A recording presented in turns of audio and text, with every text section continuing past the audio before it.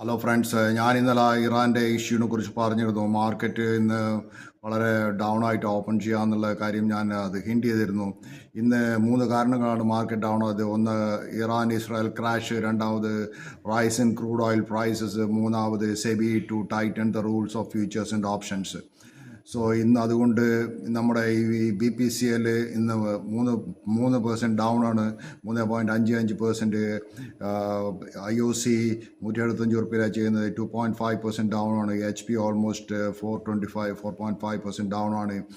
Asian paint ആണ് biggest loser. കാരണം Asian paint ഇപ്പം ക്രൂഡിൻ്റെ പ്രൈസിനെ ഡിപ്പെൻഡ് ചെയ്തിട്ടാണ് ചെയ്യുക. സോ ഇന്ന് എൻ്റെ അഭിപ്രായത്തിൽ പറയാന്ന് വെച്ചാൽ മാർക്കറ്റിൽ ബൈ റെക്കമെൻഡേഷൻ ബൈ തന്നെയാണ് ചെയ്യേണ്ടത്. നമ്മൾ ഇങ്ങനെയുള്ള ഡൗൺ സൈഡ് ബൈ ചെയ്യുന്നതായിരിക്കും കുറച്ച് നല്ല. കുറച്ച് സ്റ്റോക്സ് നിങ്ങൾ എനിബിൾ ചെയ്യുക, കീപ്പ് ചെയ്യുക കുറച്ച് സമയത്തേക്ക്. So this is A temporary phenomenal. Market will go up again.